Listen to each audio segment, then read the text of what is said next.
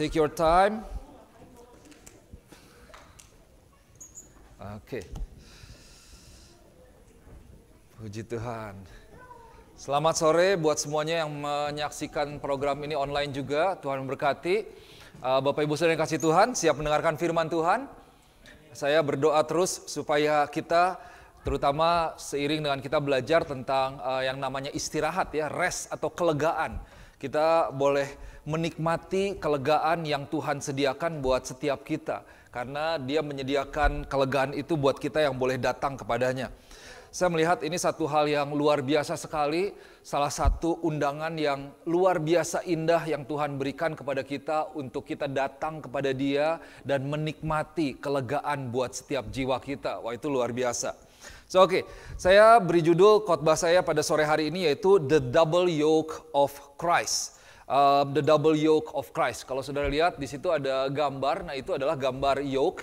Jadi ini yoke atau kuk yang daripada Kristus itu merupakan satu benda dengan dua tempat ya, di mana dua ini biasanya seharusnya ditaruh di dua sapi atau dua kerbau untuk kemudian mereka membajak ladang untuk dipersiapkan untuk benih dan untuk pertanian.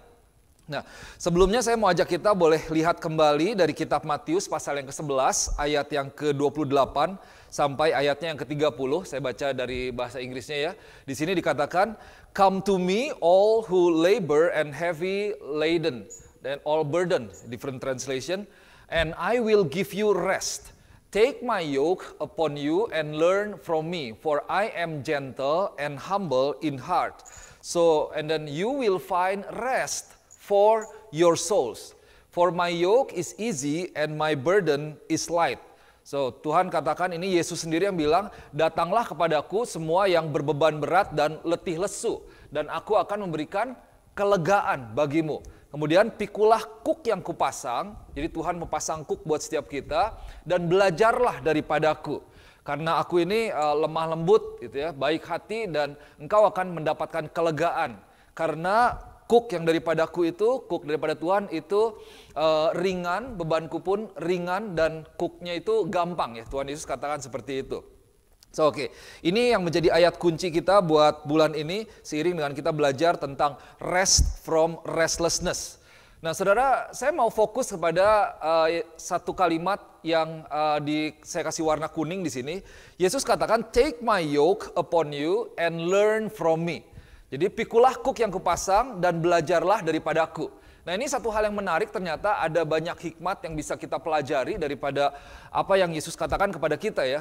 Di sini secara spesifik Yesus mengambil sebuah ilustrasi tentang yang namanya kuk, yoke, yang digambarkan, nggak tahu kalau begini, nggak terlalu kelihatan ya. Kalau di belakang masih lebih kelihatan. Proyektornya nanti kita berdoa biar lebih terang, biar lebih jelas ya. Kalau mau nengok ke belakang sedikit, gambar saya lebih bagus di belakang. Nah, yoke-nya rada kelihatan. Oke. Yang pemirsa di rumah yang nonton online itu lebih bagus, saya percaya. Gitu, gimana layar komputernya. Oke, anyway. Nah, saya mau ajak kita lihat, yoke itu seperti apa sih? Kuk itu seperti apa? Gitu, atau fungsinya seperti apa? Ini tadi gambarnya udah kelihatan jelas. Nah, kita lihat definisi daripada kuk atau yoke menurut Merriam-Webster's Dictionary, ini kamus dasar bahasa Inggris, itu dikatakan begini penjelasannya. Yoke itu adalah a wooden bar, jadi satu penampang palang kayu gitu ya, or frame by which two draft animals or oxen, such as oxen or cows itu, are joined at the heads or necks for working together. Jadi kuk itu adalah sebuah palang kayu dengan ada besinya yang pada awalnya memang ditaruh di dua sapi atau dua kerbau di lehernya dengan tujuan apa? Yaitu untuk mereka bisa membajak gitu. Jadi tujuan kuk itu memang untuk sebuah pekerjaan. Jadi beban yang ditaruh di dua binatang untuk mereka bisa dapat bekerja. Nah, saudara, Tuhan ini menaruh nih, pikulah kuk yang kupasang. Dikatakan seperti itu ya. Berarti kalau kita pikul kuk, dan kuk itu memang fungsinya yaitu untuk bekerja. Jadi kuk itu adalah beban untuk bekerja. Dan Tuhan memang taruh itu di pundak kita. Tuhan mau kita memikulnya. Tentu jangan lupa ini kita sambungin dari apa yang sudah kita pelajari dalam 3 minggu ke belakang ya. Bahwa beban daripada Tuhan itu ringan dan seterusnya dan seterusnya. Tapi saudara lihat bahwa kuk itu adalah beban untuk bekerja. Dan kemudian Tuhan mau kita memakainya. Tetap ada beban, tetap ada kuk yang kita pasang. Berarti Tuhan mau untuk kita sekarang bekerja di dalam Tuhan. Karena saudara kalau ingat, kita nih kalau kita tidak memikul kuk yang daripada Tuhan, berarti kita memilih untuk memikul kuk yang daripada iblis sebenarnya. Atau kuk yang beban agama yang begitu berat, di mana orang Farisi sendiri tidak mau memikulnya. Tapi kita boleh punya satu kepastian, satu keteguhan, keyakinan seperti apa yang Yesus katakan, bahwa beban atau kuk yang Tuhan pasang di dalam diri kita atau di pundak kita, itu adalah kuk yang ringan. Yoke yang ringan, easy, and the burden is light. Bebannya ringan, kuknya gampang. Nah berarti kalau diasosiasikan bahwa kuk itu adalah sebuah alat untuk bekerja, dan Tuhan mau kita untuk kali ini bekerja untuk Tuhan, berarti pekerjaan yang daripada Tuhan itu mudah dan ringan. Ada amin gak?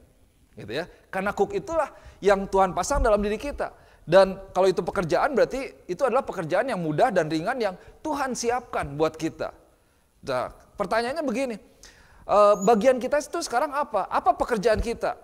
Apa yang harus kita lakukan sebagai anak Tuhan, sebagai orang percaya, untuk bisa menerima istirahat yang daripada Tuhan?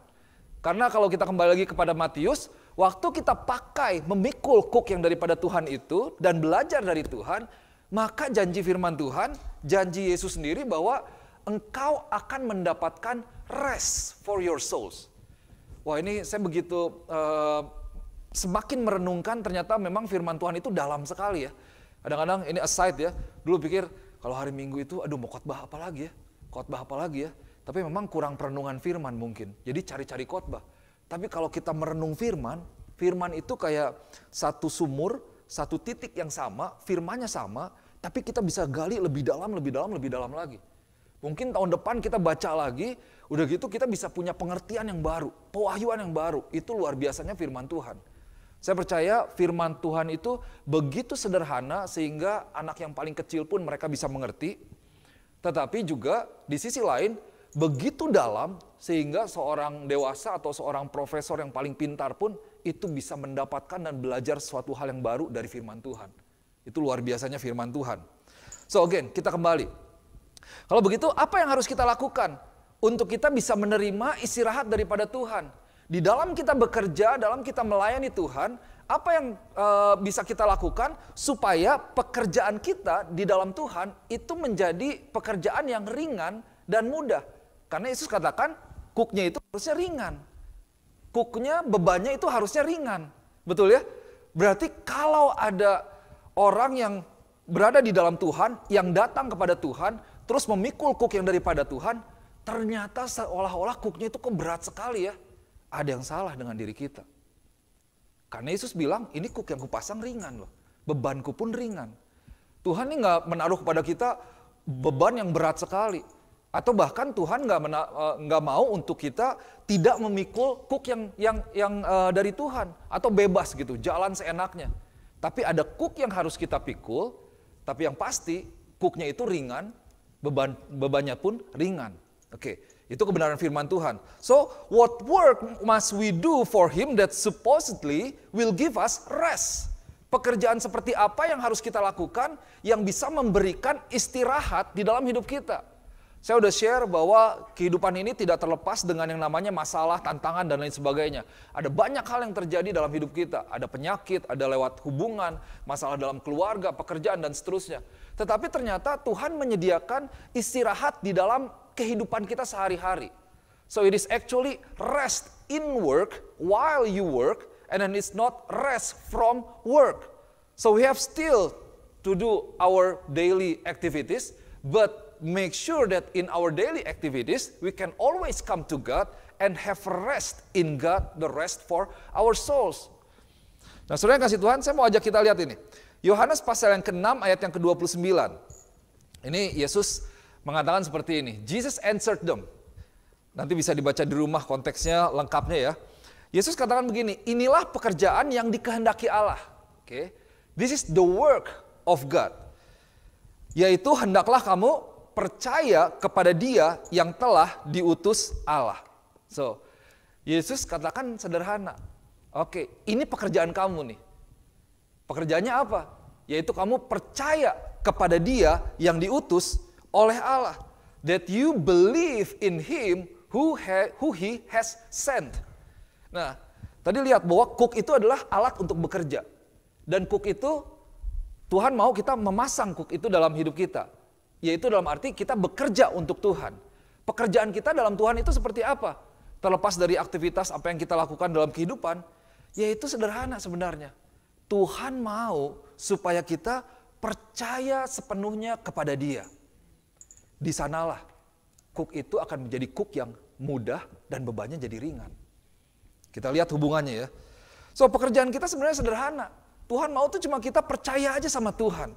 Kita bergantung sama Tuhan sepenuhnya. Believe and trust in Him. Fully put our trust in Him, in Christ Jesus. Kenapa? Saat kita percaya kepada Tuhan, di sanalah beban kita menjadi ringan. Kalau kita nggak percaya sama Tuhan, kita berjalan sendiri, maka di sanalah kebalikannya, cook itu akan menjadi satu hal yang berat, yang membebani, yang merintangi kita seolah-olah. So, waktu Yesus katakan, datanglah kepadaku, itu Yesus berkata seolah-olah begini, percayalah kepadaku. Percaya kepada siapa aku, ini penting. Identitas Tuhan, siapa Tuhan. Kemudian percaya kepada apa yang Tuhan mampu lakukan. Kemampuan Tuhan, the ability of God. So come to me means that believe in who I am. It is my identity. And believe what I am able to do. Maka dari itu saudara, kalau kita lihat kitab Mazmur, Daud memuji Tuhan, dia tuh seringkali memuji dan dia menghubungkan dengan siapa diri Tuhan. Engkau adalah pencipta alam semesta misalnya. Waktu kita memuji Tuhan, kenapa penting kita memuji Tuhan? Ini salah satu kuasa dari pujian. Kita memuji Tuhan, Engkau Allah yang besar, oh Engkau berkuasa. Ini gunung tuh harusnya berlalu ketika nama Tuhan disebut seperti itu. Kita dibawa kepada sebuah kesadaran akan betapa luar biasanya Tuhan yang kita layani. Tuhan yang kita miliki. Sehingga kadang-kadang memang di dalam pikiran kita itu kita perlu disadarkan lagi. Karena selama 1 minggu mungkin ya, apalagi kalau nggak saat teduh, nggak baca firman Tuhan, kita tuh diperlihatkan, oh masalah besar, susah, berat gitu. Nah waktu kita datang kepada Tuhan, kita dikembalikan kesadaran kita, ini bukan berarti pada gila nggak sadar gitu ya. Tapi our understanding, pengertian kita, bahwa ternyata Tuhan saya itu lebih besar. Nah itu sebagai manusia yang kita perlu kembali kepada Tuhan, kembali kepada firman Tuhan. Jadi waktu datang kepada Tuhan, berarti kita berserah penuh kepada Tuhan, kita percaya sepenuhnya kepada Tuhan, karena siapa diri Dia, siapa Tuhan yang kita layani, yang kita miliki, yang hidup dalam hidup kita, kemudian kemampuan Tuhan, the ability of God, apa yang menjadi kapasitas Tuhan. Wah Tuhan itu adalah Tuhan yang luar biasa ya. Tidak ada yang tidak mungkin bagi Tuhan. Karena Tuhan mampu melakukan terobosan, Tuhan mampu melakukan apa yang tidak mampu di mata manusia, di pikiran manusia, itu mampu Tuhan lakukan. Disitulah kita berserah kepada Tuhan. Nah, hari ini saya mau ajak saudara untuk melihat, ada 3 hal yang saya mau sampaikan dalam kita percaya kepada Tuhan. Dan disinilah kita perlu menyerahkan diri kita sepenuhnya kepada Tuhan. Oke, simple aja, 3 poin untuk sore hari ini. Yang pertama, Tuhan ini mau kita boleh masuk di dalam sebuah hubungan bersama dengan Tuhan. Saya taruh di sini surrender atau give ourselves into a relationship with God. Saudara kalau dibilang yoke, tadi saudara ingat ya, yoke itu ini gambarnya lebih jelas. Itu kenapa ini judulnya The Double Yoke of Christ.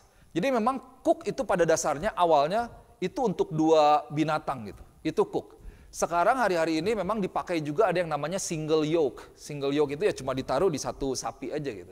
Tapi pada awalnya itu memang cook ini adalah seperti tadi kita lihat di Merriam-Webster, itu adalah palang yang untuk difungsikan untuk 2 binatang. Nah maksudnya apa? Waktu Yesus tawarkan cook itu kepada kita, kita pikul, bukan berarti kita memikul sendirian beban yang ada, pekerjaan yang ada. Karena ternyata yang luar biasanya, Yesus sendiri, dia berjalan bersama-sama dengan kita. Jadi kita berjalan bersama-sama dengan Tuhan. Satu lagi, yaitu Yesus itu sendiri. Saudara mulai bisa lihat, disitulah sebenarnya kuk yang daripada Tuhan itu membuat kuknya ringan, bebannya pun jadi ringan. Kuknya itu jadi mudah. Nah maksudnya apa? Saudara kalau kita pikul kuk daripada Tuhan, menerima kuk yang Tuhan berikan, berarti kita ini sedang memberikan komitmen kita kepada Tuhan.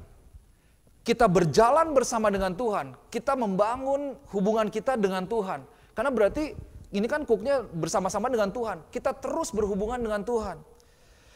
Di dalam kitab Yohanes pasal yang ke-15 ayat yang ke-4 sampai ke-5, ini ayat yang banyak sekali seringkali kita baca juga. Firman Tuhan katakan seperti ini, tinggallah di dalam aku dan aku di dalam kamu.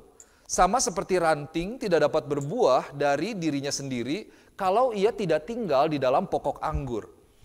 Kemudian demikian juga kamu tidak berbuah jikalau kamu tidak tinggal di dalam aku. Akulah pokok anggur dan kamulah ranting-rantingnya. Barang siapa tinggal di dalam aku dan aku di dalam dia, ia berbuah banyak, sebab di luar aku kamu tidak dapat berbuat apa-apa. Nah, saudara yang kasih Tuhan, ini adalah sebuah prinsip yang sederhana ternyata. Di sini dikatakan remain in me. Di dalam terjemahan lain itu ditulis sebagai abide in me. Berarti kita tinggal, kita nempel terus-terusan bersama dengan Tuhan. Karena prinsipnya sederhana. Kalau kita bayangkan sama seperti pohon yang memiliki buah, ketika pohon itu rantingnya itu nempel, maka dia ada nutrisi, maka dia akan menghasilkan buah. Tapi kalau dicopot, tidak ada hubungan, maka dia akan menjadi ranting kering. Maka dari itu Tuhan katakan, kalau kamu tinggal di dalam aku, kamu akan berbuah. Dan bahkan buahnya itu banyak. Engkau akan memiliki kehidupan yang menjadi berkat buat orang lain ketika engkau punya hubungan dengan Tuhan. Ketika engkau berjalan bersama-sama dengan Tuhan. Memikul kuk yang kau pasang dalam hidupanmu dan juga Tuhan yang berjalan bersama-sama dengan dirimu. Nah kalau di sini dibilang tinggal di dalam aku, kalau tinggal itu kan berarti menetap ya. Hidup bersama-sama, seterusnya selamanya. Atau hidup di dalam sebuah hubungan. Saya ambil ilustrasi tentang yang namanya pernikahan misalnya. Kalau kita menikah dengan seseorang berarti kita itu kan memberikan komitmen kita seumur hidup. Kemudian kita tinggal bersama-sama dengan pasangan kita. Ini Tuhan tidak bilang yang nginep di dalam aku gitu ya, enggak ya. Bukan sementara gitu. Kalau kita ke hotel kita nginep. Tapi kalau tinggal kan orang tanya kamu tinggal di mana, rumahnya di mana. Berarti tiap hari pulangnya ke situ-situ lagi, benar enggak? Kalau lagi jalan-jalan kan gak adanya tinggal di mana biasanya. Tapi nginepnya di mana, di hotel mana. Nah itu adalah bedanya antara tinggal dengan nginep. Gitu. Intinya bahwa waktu kita pikul kuk yang daripada Tuhan, berarti kita itu mendedikasikan diri kita memberikan komitmen kita untuk masuk dalam sebuah hubungan dengan Tuhan kita. Nah saudara, kita perlu ingat juga bahwa kita kan sebagai gereja Tuhan, kita itu disebutkan sebagai mempelai wanita Tuhan ya. Dipersiapkan untuk nanti pernikahan anak domba. Ketika Yesus datang kedua kali, kita sebagai gereja Tuhan, kita menjadi pengantin yang siap untuk bersama-sama dengan Tuhan. Nah di sini kita berarti masuk dalam sebuah hubungan dengan Tuhan. Yesus yang adalah kepala, yang adalah pemimpin kita, dan kita belajar dari dia. Kita membangun hubungan terus dengan Tuhan. Jadi saya bayangkan, waktu kita berjalan dengan Tuhan, kan nggak kayak orang berantem ya. Pasti Yesus katakan, come to me and then take my yoke and then learn from me. Kita pikul, kita terima kuk daripada Tuhan, kemudian dalam perjalanan kita berjalan bersama dengan Tuhan. Kita tanya sama Tuhan, kita berkomunikasi dengan Tuhan, kita ngobrol sama Tuhan, kita membangun hubungan dengan Tuhan. Karena kita dekat sebenarnya, Tuhan dengan kita itu dekat. Nah yang bikin seringkali orang jadi kuknya berat, yaitu kayak mungkin orang kalau dalam istilah pernikahan bahasa Sunda saya pernah bilang ada yang namanya awet rajet. Dari luarnya bagus, awet, tapi dalamnya keropos. Misalnya seperti itu. Atau kelihatannya oke, tapi ternyata musuhan gitu. Jadi jalannya sama-sama, tinggalnya mungkin sama-sama, tapi di dalam nggak saling ngomongan. Oh, saya pernah seperti itu dengan kakak saya misalnya. Wah, itu berantem. Dari luar kayaknya bagus gitu. Nah, seringkali kita seolah berjalan bersama-sama dengan Tuhan, tapi kita tidak komunikasi dengan Tuhan. Ada banyak orang Kristen, mereka menjadi Kristen, kelihatannya Kristen, melayani Tuhan, tapi nggak komunikasi dengan Tuhan. Tidak membiarkan diri mereka dipimpin oleh Tuhan, oleh Roh Kudus. Nah, saudara yang kasih Tuhan, yang pertama, kita perlu benar-benar namanya menyerahkan diri kepada Tuhan sepenuhnya. Bangun hubungan dengan Tuhan, di sanalah kita belajar dari Tuhan. Wah, kalau saudara belajar, saudara mau punya guru yang biasa-biasa aja atau yang pinter? Tentu pengennya punya yang pinter ya, yang luar biasa, yang paling enak gitu. Ada guru yang enak sekali ngajarnya, kayaknya ngerti deh sama ini. Wah, ini Yesus katakan learn from me. So there is a purpose why Jesus invited us to walk with Him and then to bear the yoke. Because Jesus wants to teach us actually. Tuhan ini mau mengajar kita loh dalam banyak hal. Tuhan tahu ini banyak tantangan dalam dunia ini. Hey, learn from me. I will teach you. I will instruct you. I will show you. I will guide you. Itu yang menjadi janji Tuhan buat setiap kita. Sehingga dalam perjalanan kita kalau ada apa-apa, kalau kita punya hubungan dengan Tuhan, kita tinggal kembali kepada Tuhan. Tanya, aduh Tuhan ini gimana ya? Ngobrol lagi, aduh Tuhan ini berat sekali. Aduh ini seperti ini, kita share kayak curhat begitu. Disitulah kita bisa memiliki kehidupan yang penuh dengan kelegaan dan ketenangan. Kenapa? Karena kita tahu dalam setiap langkah kita ada seorang pribadi yang tidak pernah meninggalkan kita, yaitu Yesus Kristus namanya.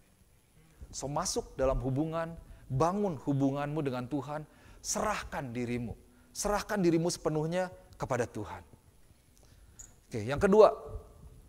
Yang kedua, waktu kita pikul kuk, itu berarti apa? Ini the double yoke of Christ. It means that we need to believe in His timing. Nah, saudara, kita lihat sini ya. Ini ada satu, saya mau ajak kita buka apps kita, Alkitab kita, karena ada 8 ayat, dan saya tidak tulis di depan. Dari kitab Ecclesiastes atau Pengkhotbah, pasal yang ketiga, ayat yang pertama sampai ayat yang ke-8. Pengkhotbah pasal yang ketiga, ayat pertama sampai ayat yang ke-8. Oke ya. Di sini saya tulis di depan, there is a time for everything and there is God's timing for everything.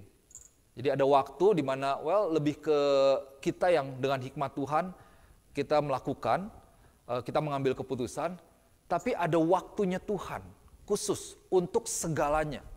Dan kita tahu bahwa Tuhan itu tahu waktu yang tepat untuk semuanya. Ada amin. Tuhan tahu waktu yang terbaik. Dan waktunya Tuhan itu adalah yang terbaik. God knows the right timing and then God's timing is perfect. Tuhan tahu waktu yang terbaik dan waktu Tuhan itu adalah yang terbaik. Oke, kita lihat kitab Pengkhotbah pasal yang ketiga. Ayat yang pertama sampai 8 ya. Ini berbicara tentang waktu. Waktu kita baca ini mungkin biasanya kalau ayat-ayat yang seperti ini biasanya kita skip nih. Gitu. Tapi ternyata ada pewahyuan yang luar biasa. Saya percaya buat setiap kita di tempat ini ya, siapapun dirimu, hikmat yang luar biasa ini bisa kita dapatkan ketika kita boleh benar-benar merenungkan firman ini. Oke, ayat yang pertama. Untuk segala sesuatu itu ada masanya. Untuk apapun di langit ada waktunya. Ada waktu untuk lahir, ada waktu untuk meninggal, ada waktu untuk menanam, ada waktu untuk mencabut yang ditanam. Ada waktu untuk membunuh, ada waktu untuk menyembuhkan, ada waktu untuk merombak, ada waktu untuk membangun. Ada waktu untuk menangis, ada waktu untuk tertawa, ada waktu untuk meratap, ada waktu untuk menari. Ada waktu untuk membuang batu, ada waktu untuk mengumpulkan batu. Ada waktu untuk memeluk, ada waktu untuk menahan diri dari memeluk. Ada waktu untuk mencari, ada waktu untuk membiarkan rugi. Ada waktu untuk menyimpan, ada waktu untuk membuang. Ada waktu untuk merobek, ada waktu untuk menjahit. Ada waktu untuk berdiam diri, ada waktu untuk berbicara. Nah ini kalau yang lagi berantem, jangan bersahut-sahutan, gantian berantemnya ya. Kalau enggak nanti repot. Gitu, dua-duanya ngomong, nggak kedengeran, nggak saling ngerti, saling berasumsi, wah tambah panjang. Jadi kalau berantem pakai bel, teng, siapa dulu ngomong, ayo kamu 3 menit gitu. Nanti kalau udah gantian, karena kalau kita nggak ngerti apa yang pasangan kita omongin, gimana kita bisa membalas, menjawab, bener nggak? Kita harus ngerti dulu, baru kita bisa memberikan pandangan kita. Oke, simple practical. Ayat yang ke-8, ada waktu untuk mengasihi, ada waktu untuk membenci. Ada waktu untuk perang, ada waktu untuk damai. Saudara yang kasih Tuhan, ini buku yang ditulis oleh seorang raja yang luar biasa, yang dikatakan dia adalah orang yang paling berhikmat yang pernah hidup di muka bumi ini. Dia orang paling bijak, orang paling berhikmat, dan dia menulis buku ini. Jadi ini nih berlaku, saya percaya, saya lihat untuk setiap umur, untuk setiap profesi, siapapun saudara, apapun pekerjaanmu, profesimu, dan juga setiap peran, apakah engkau ibu rumah tangga, bapak rumah tangga, atau engkau anak sekolah, begitu ya, peranmu apapun itu, atau di dalam hubungan kita dengan komunitas, kita dengan keluarga, dengan orang tua atau dengan anak, atau di dalam segala situasi, dalam segala kondisi, apakah kondisinya lagi berat, lagi susah, lagi parah sekali, atau dalam kondisi yang baik, begitu, atau dalam setiap musim, karena kehidupan punya musim sendiri-sendiri. Jadi kalau saudara renungkan, di sini ada banyak hikmat yang Salomo tulis di dalam 8 ayat ini, yang dimana kita bisa belajar tentang waktu sebenarnya. Ini apply terhadap yang masih pacaran misalnya, atau yang sudah pernikahan, atau yang punya masalah di kantor, atau yang lagi mau mulai bisnis, mau memulai sebuah perjalanan yang baru dalam kehidupannya, atau mau mengambil satu tantangan yang baru, dan lain sebagainya. Kita bisa belajar banyak dari sini. Intinya bahwa there is time for everything. Ada waktu untuk setiap hal. Ada waktu untuk setiap musim, dan semuanya yang di bawah langit itu ada waktunya. Nah ini, there is time for everything, there is God's timing for everything, and then we know that God knows the right timing. Waktunya Tuhan itu yang terbaik ya, yang pas. Tuhan gak pernah terlambat. Ada amin? Ada ayat firman Tuhannya. Tuhan itu mungkin menurut kita slow, padahal Tuhan bekerja, mengerjakan yang baik, dan waktunya Tuhan, ketika Tuhan kerjakan, Tuhan jadikan, itu tidak ada siapapun yang bisa menghalanginya, itu akan jadi. Dan semuanya indah pada waktunya. Nah saudara yang kasih Tuhan, kita perlu percaya kepada timingnya Tuhan. Waktu kita pikul, cook yang daripada Tuhan, berarti kita berjalan bersama dengan Tuhan ya. Tuhan arahkan kita kemana, Tuhan bawa kita kemana. Nah, seringkali yang membuat kita berat, kita nggak sabar. Jadi mungkin ada waktunya Tuhan ingin kita jalan pelan-pelan misalnya. Atau tunda dulu, atau berhenti dulu. Nah kita nih seringkali sebagai manusia, apakah kita berusaha untuk terlalu cepat berjalan mendahului Tuhan, atau kita terlalu pelan? Apakah kita terburu-buru berusaha mendahului, padahal sebenarnya, tenang, sabar, belum saatnya. Tapi berapa banyak kita menyadari atau mendapati dalam kehidupan kita, seringkali kita seperti seolah-olah memaksa Tuhan. Oh ya Tuhan, harus besok nih Tuhan. Harus besok, harus bulan depan. Tapi percaya sepenuhnya akan waktu yang terbaik yang daripada Tuhan. Karena Tuhan itu berdaulat dalam hidup kita. Dia mengetahui semuanya, dia mengendalikan semuanya, dia mengatur semuanya. Bagian kita percaya kepada Tuhan, percaya sepenuhnya kepada waktu yang daripada Tuhan. Karena ada waktu untuk semuanya, dan ada waktu Tuhan untuk semuanya, dan waktu Tuhan itu adalah waktu yang terbaik. Nah saudara yang dikasih Tuhan, percaya terhadap tuntunan Tuhan. Percaya terhadap waktu yang daripada Tuhan. Bagian kita, yaitu kembali kita berjalan bersama dengan Tuhan, berjalan di dalam sebuah kepercayaan penuh akan kedaulatan Tuhan tentang waktu. Saudara bisa dapatkan nggak? Waktu kita pikul cook, berarti kita mendedikasikan diri kita, mengkomitmenkan diri kita untuk saya percaya deh Tuhan. Tuhan yang memimpin saya. Dan saya percaya waktunya Tuhan. Berjalan bersama-sama itu dalam arti kita menyetujui apa yang Tuhan rencanakan dalam hidup kita. Kalau Tuhan bilang mungkin belum sekarang. Oh ya belum sekarang. Kalau Tuhan mungkin bilang, oh ya nanti ada waktunya. There will be a time for you. Just wait and see. So just be faithful. Just obey and be faithful in the process. Many times God allow you to experience process. It might not be easy. But what we need to do is to stay in the process that God allows us to experience. So, Amsal pasal yang ketiga ayat 5 katakan seperti ini. Percayalah kepada Tuhan dengan segenap hatimu dan janganlah bersandar kepada pengertianmu sendiri. Ini Amsal lagi ya. Trust in the Lord with all your heart and don't lean on your own understanding. Di dalam terjemahan lain dikatakan don't lean on your own opinion. Nah, kadang-kadang pengertian kita, opini kita itu beda jauh sama Tuhan. Tuhan tuh tahu yang terbaik. Nah, kita nggak bisa untuk mencoba memahami Tuhan karena Tuhan bekerja di luar pikiran kita. Ada amin ya. Jadi waktunya Tuhan itu bukan waktu kita. Kadang-kadang kita putus asa memang. Aduh ya kok kapan ya Tuhannya? Oh masih begini, aduh ini udah lama sekali. Maka dari itu saudara, waktu kita datang kepada Tuhan, memikul kuk yang Tuhan berikan, itu berarti kita percaya sepenuhnya kepada waktu Tuhan. Izinkan Tuhan bekerja dalam hidup kita. Serahkan diri kita kepada Tuhan. Sebagian kita, sekali lagi, percaya kepada Tuhan, percaya kepada waktu Tuhan. Karena waktunya adalah yang terbaik. Yang ketiga, yang terakhir. We need to also believe in His direction. Nah, percaya kepada arahan daripada Tuhan. Because God directs our path. Kalau bilang cook, itu kenapa dipakainya harus cook sama-sama? Kenapa nggak dipakein rantai misalnya? Rantai gitu ya. Karena kalau pakai rantai, nanti si sapinya itu bisa satu pengen kemana begitu ya. Atau sebenarnya pakai cook juga bisa, tapi lebih kaku. Kalau yang satu mencoba keluar, ya sakit aja gitu. Tapi cook itu kan berarti untuk supaya dua sapi ini, dua binatang ini berjalan bersama-sama, mengarah ke arah yang sama, kepada tujuan yang sama. Dan itu yang Tuhan mau dalam hidup kita. Waktu Tuhan pasang cook itu, berarti Tuhan itu mau kita boleh percaya sepenuhnya kepada arahan tujuan hidup yang daripada Tuhan.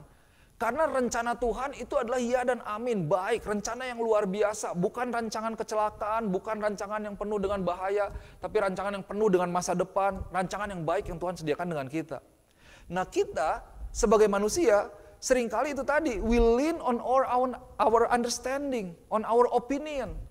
Oh Lord, I don't think this is a good idea. I don't think this is the best idea. I think this is the best way. I think this is the best route. Kita kadang-kadang bilang sama Tuhan, kayaknya lewat sini nih Tuhan, bukan lewat sana. Kok Tuhan bekerjanya gini ya? Kayaknya nggak sesuai dengan, kayaknya nggak masuk logika nih Tuhan. Nah, memikul kuk daripada Tuhan, datang kepada Tuhan, itu berarti kita percaya sepenuhnya kepada arahan yang daripada Tuhan. Bagian kita tuh cuma ngikut aja.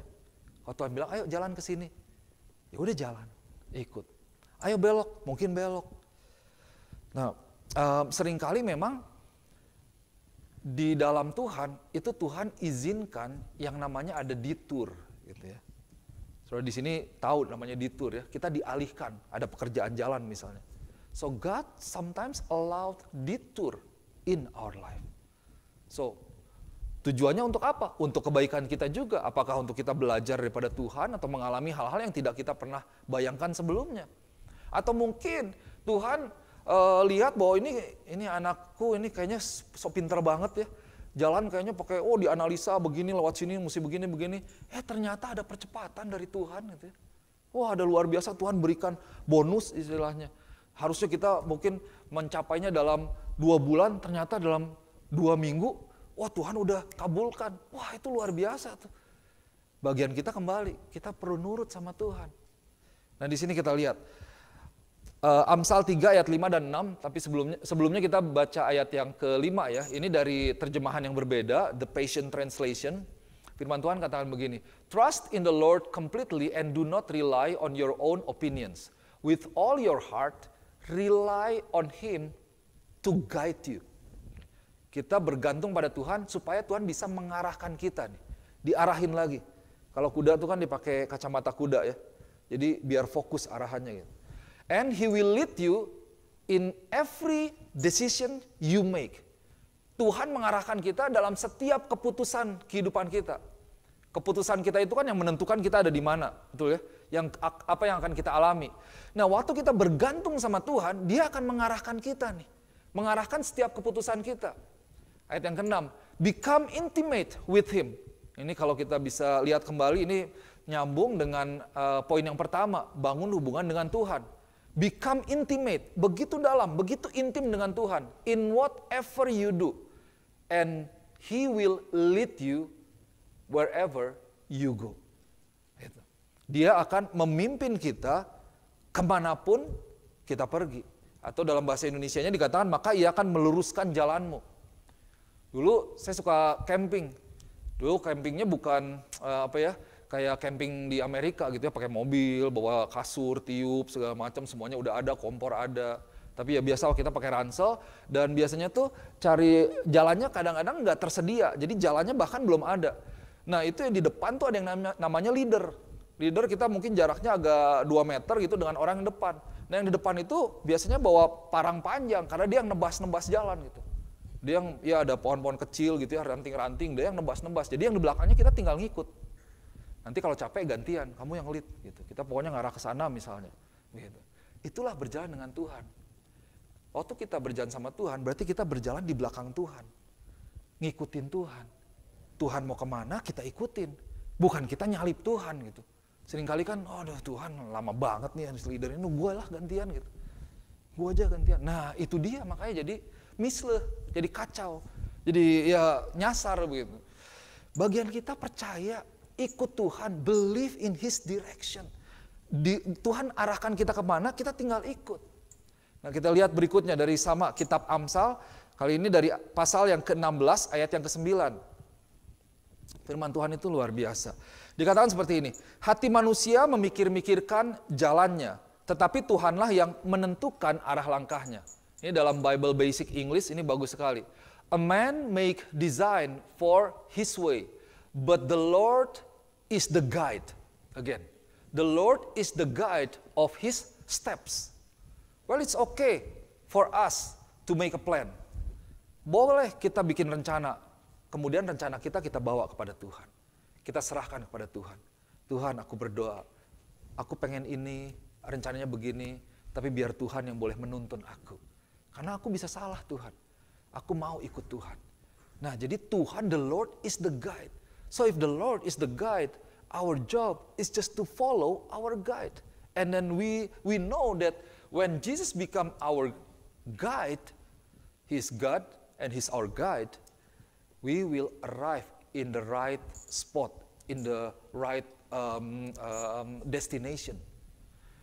Kalau Tuhan guide kita, kita tahu bahwa kita akan tiba di tempat yang tepat. Di tujuan yang tepat. Kita nggak akan salah. Ya mungkin akan ada jalan yang nggak kita mengerti. Tuhan tidak janjikan itu untuk kita mengerti. Tapi bagian kita untuk percaya sepenuhnya kepada tuntunan daripada Tuhan. Nah Bapak Ibu saudara yang kasih Tuhan, waktu kita memikul kuk, kita belajar dari Tuhan, itu berarti kita hidup mengikuti arahan, mengikuti tuntunan, dan daripada Tuhan, mengikuti firman Tuhan. Nah, hidup ini kan menarik ya.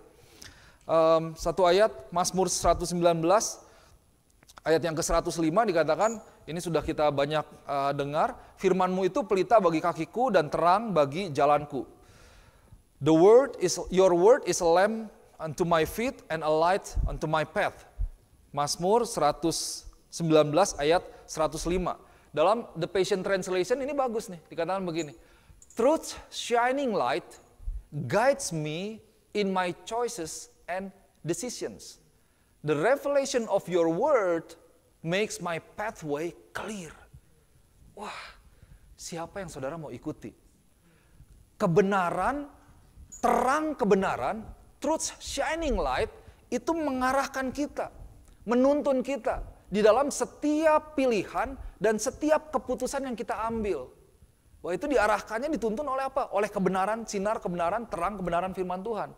Dan pewahyuan Tuhan, pernyataan Tuhan, lewat firman Tuhan, itu yang membuat jalan kita menjadi jelas. Gitu. Seringkali kita nggak tahu di depan akan seperti apa. Tapi berapa banyak saudara merasa atau pernah mengalami, waktu Tuhan bicara, oke, saya ambil keputusan ini.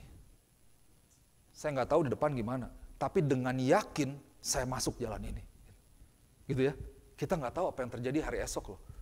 Tapi kita dengan yakin karena ada tuntunan Tuhan, kita dapat firman Tuhan, atau bahkan mungkin ada ya bisa Tuhan bekerja lewat nubuat, Tuhan nubuatkan suatu, atau kita mendapatkan conviction Roh Kudus bicara gitu, dan kita yakin, kita melangkah.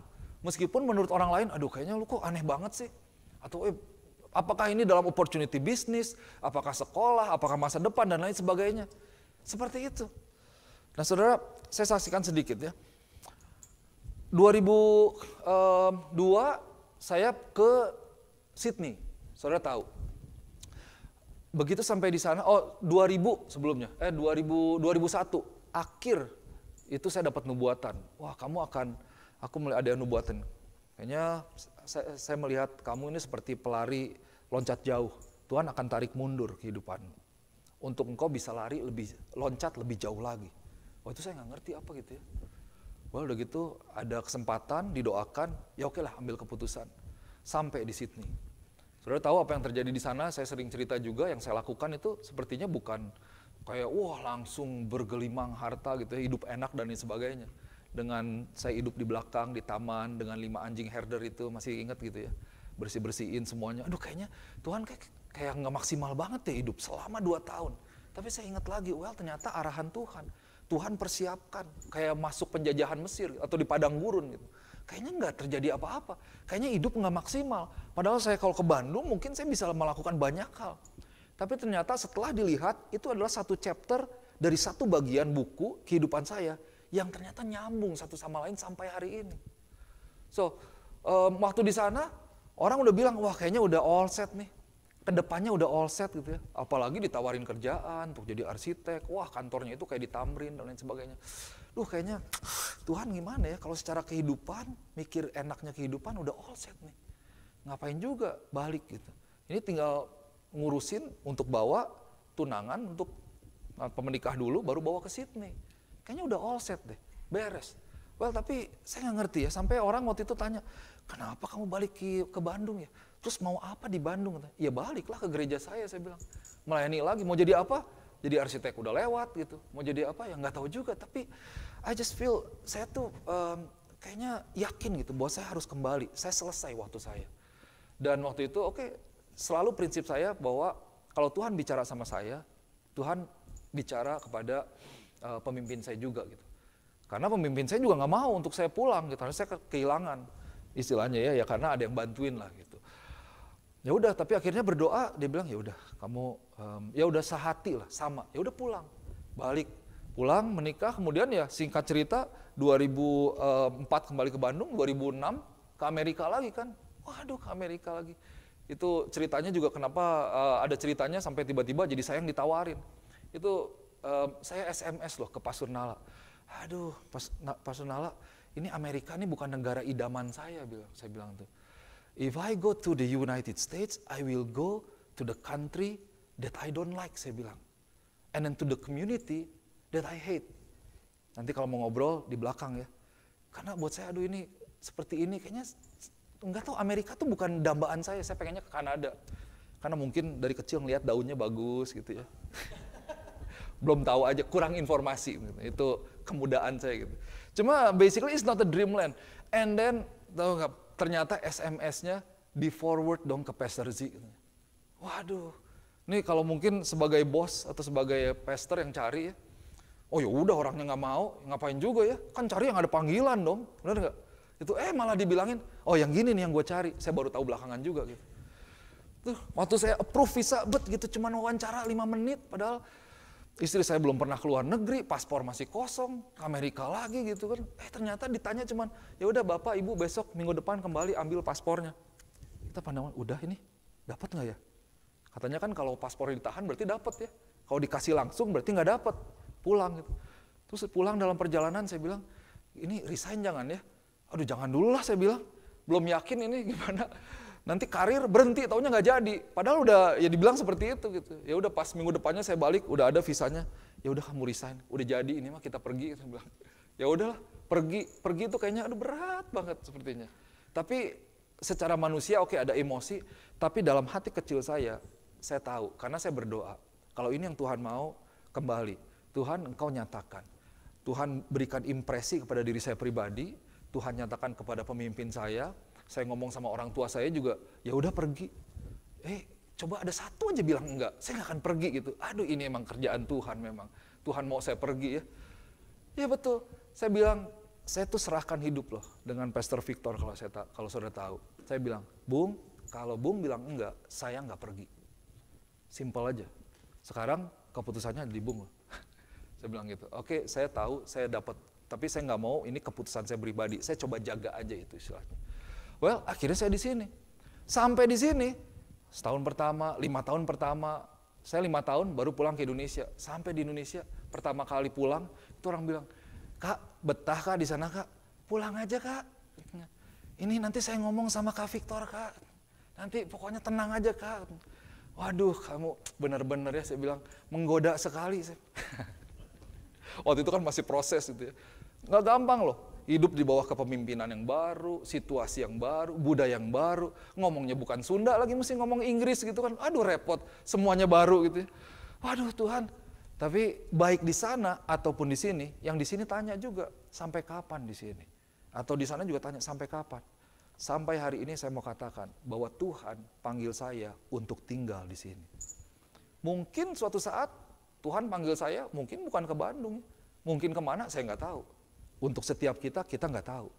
Arahan Tuhan dalam hidup kita, mau Tuhan bawa kemana, kita nggak tahu.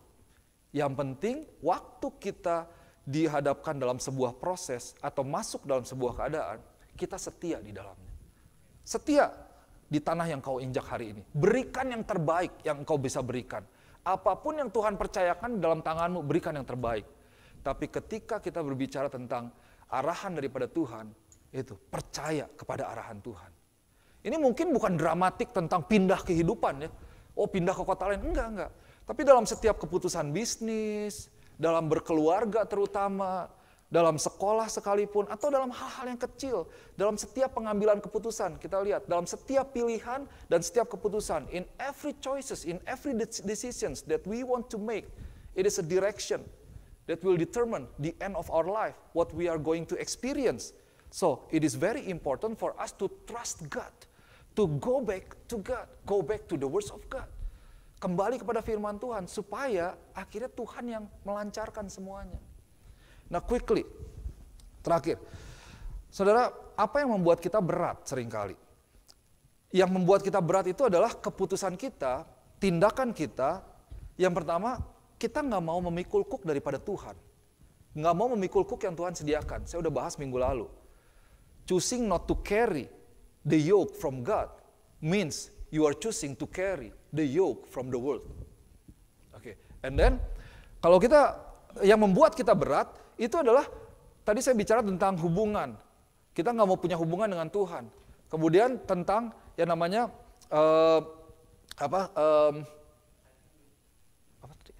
timing Tuhan, waktunya daripada Tuhan. Dan ini adalah direction, arahan daripada Tuhan. Kita seringkali berusaha untuk keluar dari jalan Tuhan. Kita berusaha untuk jalan sendiri. Jadi kalau ada kuk, saya pengen cari kuk, tapi susah sih, itu nggak ada yang jual sih memang. Mungkin mesti ke daerah-daerah Indonesia, emang saya nyari dari dulu gitu, bagus juga kalau dipajang gitu, untuk kita tiap ngelihat, oh ingat.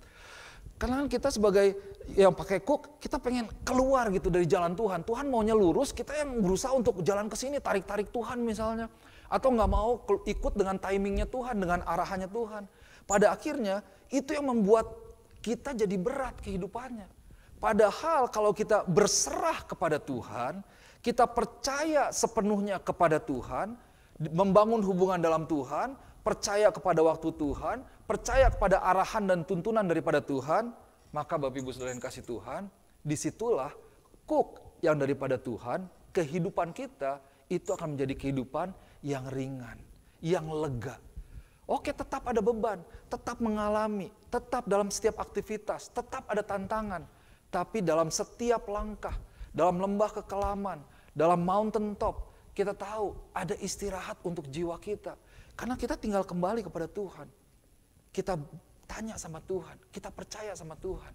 Dan Tuhan yang memikul kuk itu bersama-sama dengan kita. Itu luar biasanya. Saya mau ajak saudara untuk boleh baca dari kitab Mazmur pasal yang ke-23. Saya nggak tahu, saya tulis di sini nggak ya? Is there any last slide? No ya. Mazmur 23 ayat 1 sampai 4. Saya bacakan aja, udah gitu kita tutup ya. Ini Mazmur Daud. Sebenarnya saya pengen nyanyi tapi saya nggak bisa nyanyi.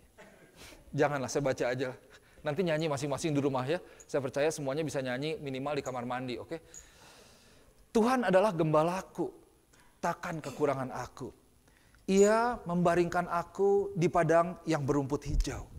Ia membimbing, mengarahkan, menuntun aku ke air yang tenang. Ia menyegarkan jiwaku. Refresh our soul, my soul. Ia menuntun aku di jalan yang benar, benar oleh karena namanya. Sekalipun aku berjalan dalam lembah kekelaman, aku tidak takut bahaya. Wah, saudara bayangkan, sebab engkau besertaku. Gadamu dan tongkatmu itulah yang menghibur aku. So, berjalan bersama dengan Tuhan bukan berarti kita selalu berjalan di taman yang indah. Tapi ada kalanya berjalan dalam lembah kekelaman. Tapi sekalipun kita berjalan dalam lembah kekelaman, kita nggak takut. Kita tidak goyah karena kita tahu, tenang, ada Tuhan kok. Tuhan pembela saya, Tuhan pelindung saya.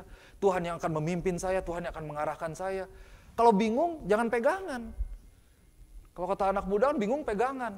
Tapi bingung kembali kepada Tuhan. Tuhan yang mengarahkan jalan kita. So, the double yoke of Christ. It means that we carry the yoke together with Christ. And we trust God with everything in our life. We give ourselves, surrender ourselves, trust and fully believe in God. Maka Tuhan yang akan membawa, mengarahkan, memberkati kehidupan kita sehingga apa yang firman Tuhan janjikan di Matius 11, maka engkau akan mendapatkan kelegaan bagi jiwamu. Amin. Mari kita berdoa. Let's pray. Tuhan Yesus mengucap syukur Tuhan, buat setiap kebenaran firman Tuhan. Hamba-Mu terlalu percaya bahwa gereja Tuhan, setiap umat Tuhan, setiap pribadi di tempat ini, dan dimanapun mereka yang mendengar akan firman Tuhan ini, mereka boleh mendapatkan kelegaan yang daripada Tuhan. Bahkan di tengah-tengah setiap hal yang berat yang sedang mereka alami. Buat mereka yang sakit Tuhan. Buat mereka yang sedang berjuang di dalam berbagai macam pergumulan. Hamba-Mu terlalu percaya bahwa Tuhan tidak pernah meninggalkan mereka.